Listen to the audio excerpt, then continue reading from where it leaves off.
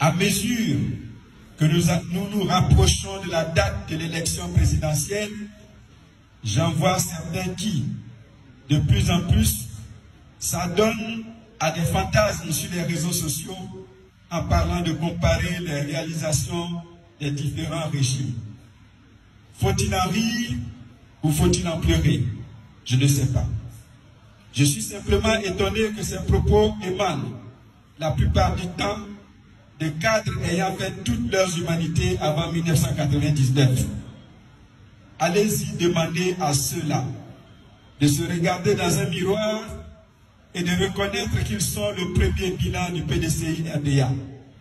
En effet, étant diplômés avant 1999, ils sont le fruit de la politique de l'éducation nationale du PDCI-RDA qui avait fait du capital humain la première richesse avant le binôme café-cacao. Ils avaient, à ce titre, bénéficié de l'école gratuite, de la vie dans les internats, des bourses scolaires et universitaires et des stages quelquefois à l'étranger. Qu'ils ne disent pas merci au PDCI-RDA, c'est leur problème.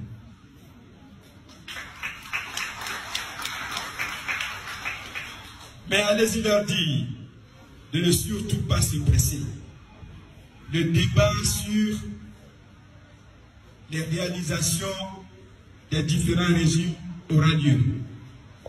Mais à titre d'exemple, ici à Ferry, nous pouvons fièrement, nous les cadres du PDCI-RDA, brandir le bitumage du tronçon à couper à Ferry comme bilan du régime du défunt président Henri Konan Bédié.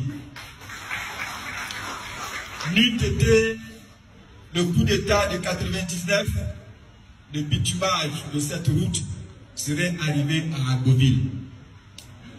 Nous serons toujours reconnaissants au président Henri Konan Bédié et au PDCI-RDA pour cette réalisation qui nous a été offerte sans menace de retrait intempestif des engins et sans chantage aux infrastructures.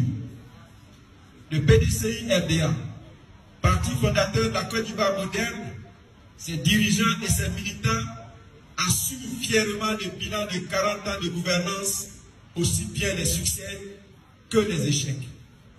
Allez-y leur dire que le PDCI-RDA aujourd'hui, comme hier, a un projet de société et un programme de gouvernement pour, entre autres, mettre les jeunes au travail de façon décente, améliorer les conditions des femmes et des enfants sans les envoyer dormir sous les ponts ou les livrer aux intempéries après avoir détruit leur maison. Confier des responsabilités aux cadres sans exclusion.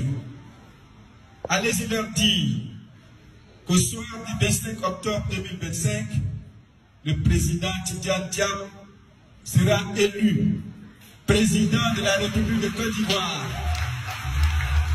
Au soir du 25 octobre 2025, le président Tidjane Thiam sera élu président de la République de Côte d'Ivoire.